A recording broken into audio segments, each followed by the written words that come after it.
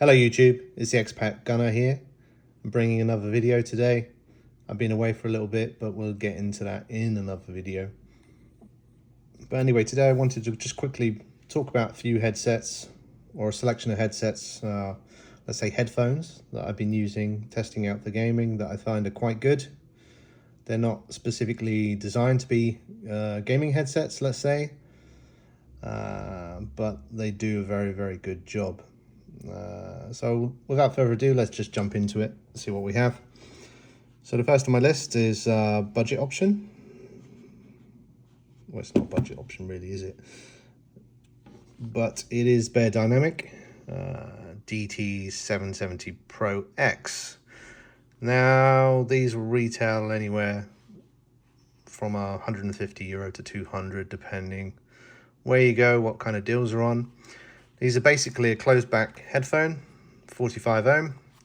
They use Beyerdynamic's Stellar 45 driver, which I think is a new driver technology they first released with the Pro X series in 2021.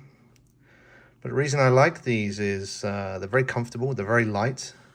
On the headband they have this indent at the top, which helps alleviate pressure when wearing them for extended periods of time. But they're very comfortable, and the sound is very crisp. It has very peaky highs and a very good kind of bass response.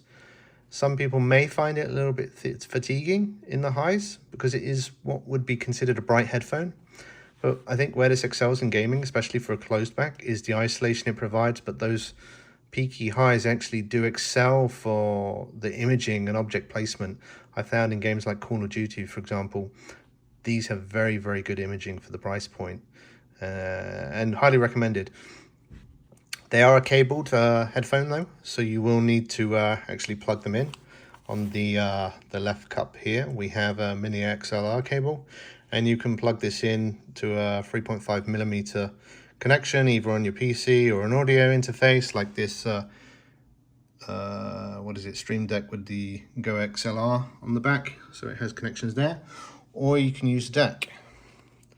I have my headsets currently plugged into this FIO K19. This is very high-end DAC, but there are cheaper options, which I'll explain later in the video. But I say all round, this is very good closed back headphone. Very good for Call of Duty, very good for general music listening. As I say, it's quite bright, so it won't appeal to everybody, but I think if you want something that's closed back for gaming, this is probably one of the best at the price point, because of that imaging performance and that isolation. Alternatively, there are step up in the Beyerdynamic range. We have, for example, here an open back version. So this is this is the 900 Pro X. So this basically uses the same driver technology that was found in the 770 Pro X. In fact, actually, the 900 and 700 came out in 2021, and they were the first to use this new driver technology. So it's nice to see Beyer have actually brought this into a lower priced unit. However, this one I think retails for around about €200, 239 euros at the moment. But this one actually has more premium design. The actual bill of materials feel more quality, especially the cups and the yokes. And for an open back, this is very good. It gives a spacious sound. It's definitely, I would say, more balanced than the 770 Pro X. It's not as peaky in the treble, so I think this is much more balanced sound profile, and may appeal to a lot more users if they don't have the taste for bright set of headphones. Bass possibly is not as prominent, but again, soundstage is open. Because it's an open back, you'll get a more open soundstage presentation. Again, imaging is very good. I'm still deciding whether the imaging is better on this versus the 770 Pro. I think I have a feeling that the imaging is slightly better on the 770. I'm still testing between the two. They're so close, so close. The advantage of this is that you can hear ambient sounds around you, so they don't have the noise isolation of a closed back, which can be good and bad depending on the environments in which you're using them. The thing I like about this series of headphones, though, they use the same mini XLR connection, so you can basically have one cable plugged into your device, which will basically work with all types of all of this series of headphones. But the 900 Pro X and the 700 Pro X is definitely a step up in terms of build quality and overall materials. It definitely feels like a more substantial headset in weight and also build quality. The plastics feel better quality overall.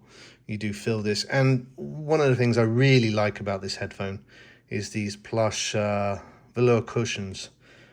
The 770X is very comfortable and very light, but this one is also very comfortable and very light. And the thing with the open back as well, you will get benefits of better breathability, I've found, especially if you're having longer sessions, then your ears won't heat up as much. So that is one benefit, but the major disadvantage, if you're in a, let's say, room where there's other noises going on or other people around, then open back is not necessarily the best option. Open backs are more suited to a quiet room environment where you don't have much ambient noise going on, so you can benefit from the open presentation.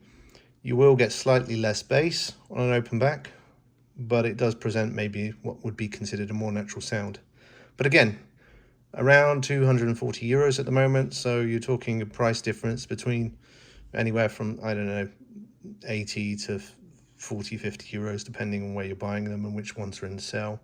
But if you're looking at standard pricing now, then there's a price difference of around 40 euros on the typical sale price. Now, I did recently purchase another pair. I wanted to actually see what the actual top tier models would be like. So I actually did recently, a couple of weeks ago, purchase the DT1770 Pro Mk2. This is the Mk2 model. I think this currently retails for around about, 500. Oh, sorry, I sneezed that. 539 euros. I paid 469. Local retailer had a special promotional deal on, so I decided to pick one up and give it a try. And I will say, let me just drink some water. I will say it's definitely a noticeable step up in quality. The materials, again, compared to the 770 Pro X and the 900 and 700 Pro X series, again, definitely a premium feeling headset beyond those previous models. Headband, again, like the 770 X, has this kind of divoted area in the top that helps alleviate stress when wearing for longer periods. It is, I think, a heavier headset. I think this one comes in at something like 367 grams. So it's a little bit heavier than the others. I'm not sure what the others wear. We'll check those out and probably write in the description. But the cups, the velour cushions, really comfortable headset. I'd say probably the most comfortable out of all of these is probably maybe the DT770 or the DT900. They both have their pros and cons there, but they are, being a lighter headset with less clamping force, they're probably a little bit more comfortable than these. But where these really do excel is the sound quality. So these feature another newer driver technology from Beyerdynamic, and I think they call this the Stellar 45, which is 30 ohms impedance driver. So I think one of the benefits with this Mk2 DT1770 headset is the fact that the original ones had an impedance of, I think, 250 ohms, which made it very difficult to drive on, drive to effective level on a number of audio interfaces. So with this being a new driver technology and much lower impedance, it gives you the option to use a much wider variety of devices. So You could probably plug this back into your PC or audio interface like the Steam Deck with the XLR attachment, rather than having to go all out and buy a dedicated DAC amp. But they really excel in sound quality. I found the level of detail retrieval and the balance across the frequency range to be much more improved over the other two headsets that I've talked about here. So you really do feel that there is quite a substantial difference there. And what surprised me the most, actually, is their openness of soundstage, you know, especially considering that these are a closed back headphone, which normally compresses the sound quite a lot. Although that compression is there, I was surprised at actually how open they sound compared to the 770 Pro X and the 900. So very close. In fact, I would actually say this is my favorite overall. Very close between this and the 900X. But what I found really surprising here is the quality of imaging. I think with the higher tier headsets, specifically on these models, the DT1770 and the 1990, as opposed to the 900s, 990s and 770s, is on these top tier models, they do more, let's say, more stringent driver matching. So, for example, on the website, you can actually buy replacement drivers if they fail. On the 700s and 900 series, you can buy individual drivers, but on the 1770 and 1990 series, they only sell the drivers in pairs, which means they are very closely matched, which I think is a reason why they excel in superior imaging quality. So these have been the most enjoyable, especially for gaming and music. But gaming, playing COD, playing Warzone, I would say the imaging and identifying where people are, and this is with normal sound, you know, no loudness EQ. This is normal sound. It's very balanced, very accurate to place where people are, and it feels almost like a cheat code using these to some degree. So it's almost got me curious at what the DT1990 might be like, the Mark II. I would be keen to try it and see how it compares to the closed back. I know there's been a few videos out on YouTube already talking about these, and some people have said that these actually have better imaging than the Mark II 1990s, which is you know, interesting. I'd like to see that for myself. But I've had these for a couple of weeks, been playing them with different content, using them for music on Tidal, so playing lossless audio from my DAC, which is VOK19, so what would be considered quite a high-end unit. So I've been playing lossless using exclusive control from the Tidal app on Windows. So what exclusive mode means basically is when the bit rate changes of the track, then that goes direct to the DAC at a bit perfect level. So you're getting basically pure lossless audio. And yeah, this just sounds phenomenal, really good. And for the price I paid for them, I think that was a good deal. Would I pay $539 for a set? I don't know. But $469, I thought, well, why not grab a pair and try them out? But yeah, I mean, overall, you can't go wrong with any of these. The main disadvantage of using headsets like this, though, or a headphone like this, is that you will need to have a separate mic if you want to have game chat, you know. Alternatively, Bears do some gaming focused headsets, but I haven't tried any of those, so I can't really comment. I do hear they're good, and they can be around the similar price point, I think starting from 150 up to around 200. And I think they are about to release a new unit, I think sometime in October, which is one to look out for. I think it's a DT220 or something like this. I don't know the exact model. But I've heard it's supposed to have a stellar mic and really good sound from the actual driving units in the headphones. So might be one to look out for as well. But I think Beyerdynamic in general are pretty good for gaming, from my experience. As for microphone, I'm using at the moment, I'm using a Rode NT Mini, which is pretty good. The only downside is that this is a condenser mic, so it does pick up a lot of the background noise, so I have to apply some EQ and have the level set so I don't get noise in the background from my wife or the little one when he's up and awake. I also actually have a few other headsets I'll talk about. Well, a few other headphones, let's say. I have Sennheiser also. This is the HD660S2. Now, this is a pretty good headset also. And I say that with a caveat. It's a good headset with its stock pads. At the moment, I'm using some Dakoni Elite pads.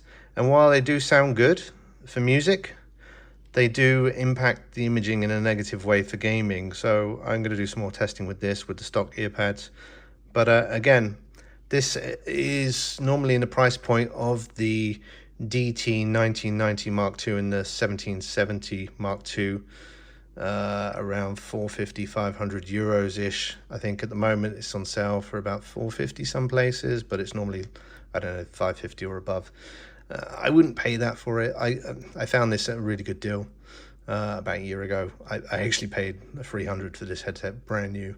You won't find a deal like that anywhere, pretty much. But that's the only reason I brought it. I would never pay full retail for it because I think that's just a ridiculous price. But again, very good headset generally. But for gaming, I don't know.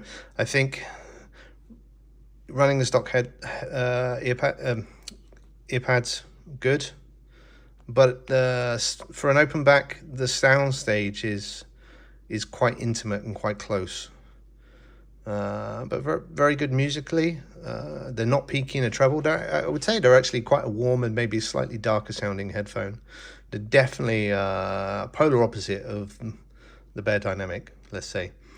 But again, if you can pick one up at the right price, then maybe it's a good option. They're very, very comfortable. They're very light and they're very airy. I think out of all the headphones I've used, these are the most breathable. These are probably the most comfortable for the longest period of time wearing. But again, use the stock pads. Don't use third-party aftermarket pads because it seems to impact the imaging for me at least. I need to do some more testing. Maybe I'll make a follow-up on this, but great headset, great for music. Maybe not so good for gaming. There are better options like the ones I've discussed. Anyway, just want to put that out there. It's one I've had for a while that I've been testing also. And then we can get into some in-ear. I only have one at the moment. I have this Truth Ear Clinical Zero Red, and it's basically some IEMs in-ear monitors. And they come with a different selection of ear tips, and they're quite comfortable and they're very good value. I think these have been highly regarded. These are some of the first I tried out actually with the Sennheisers. I originally had HD660 Mark I, and I had these. These were probably the first I was using with my PC for audio. I was playing around with traditional gaming headsets like the JBL Quantum 910X, which was good for what it was when playing on Xbox, but moving to PC, I just wanted to kind of step up the audio. I had also a Logitech, I think it was Lightspeed X2. Again, not a bad headset, but again, I just want to try something different and go into the kind of multi-use, kind of hi-fi orientated kind of headphones. But these actually, I think you can pick them up for 45, 50 euros. Excellent deal. So recommended if you just want in-ear buds. I mean, I don't have any other selection, so I can't really talk about IEMs that much. I've been mostly focused on over-ear. But some of these you may want to use a DAC with. You can run them off your PC, but normally you'll get much better quality if you run them off a DAC. Now, I wouldn't say go for anything like the Theo K19, because this is just ridiculous. It's overkill for what I need. I probably had no real reason to buy this. This is, you know, €1,000 DAC amp. I just wanted to try and see if the quality was there, but it is very good. It's very transparent. But you could easily go for something like this. What I highly recommend most people start out with, Theo K19. Now this is Probably, I think this retails for about 129 euros, 130 euros, or around that price. But it's excellent. It's got enough power to drive all these headphones I've put on the table, including the Sennheisers, which are 300 ohm headset, I believe. And it works perfectly. And I would struggle really to tell the difference between the sound. If you sound match the volume correctly, it is hard. I mean, yeah, I would want to say that the K19 does sound better, and for the most part it probably does, but I think I wouldn't go out and spend all that kind of money on that if I was just starting out. I think something like a K19 is a great investment if you're going to make use out of it. But I think if you just want something for music and for gaming, and you like some of the headphones I've described here, then FiiO K11 is more than adequate and would serve most people. And I think it's a phenomenal bargain for the price point. I'm actually thinking to do a giveaway of this one as well. This is literally almost like brand new condition. I had it as my first DAC amp. It's been on the desk here for a little bit, but I'm actually thinking of doing a giveaway with this when I reach over 1,000 subscribers. So something, if this interests people, then, you know, send the comments, subscribe. Maybe we'll actually do something with this in the future. Let's see.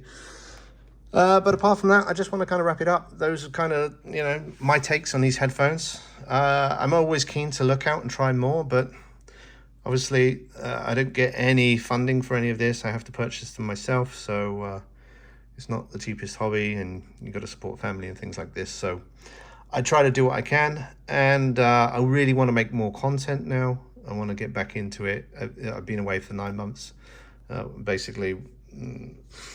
Had a family, had a little boy. I got sick, so I was ill for the best part of 5 months also, which didn't help things, which is again a big reason why I haven't published or made any videos. But anyway, I don't want to make this too long. It's already can't believe it's already over 20 minutes, so I've just obviously been waffling on. But if you like this kind of content, or you want to see other videos on other things, then please mention in the comments. I'm up for making videos on different topics and things like this. So hopefully it's been useful. If you liked it, leave a thumbs up, and hope to see you all back in the next one. Take care. Cheers. Peace.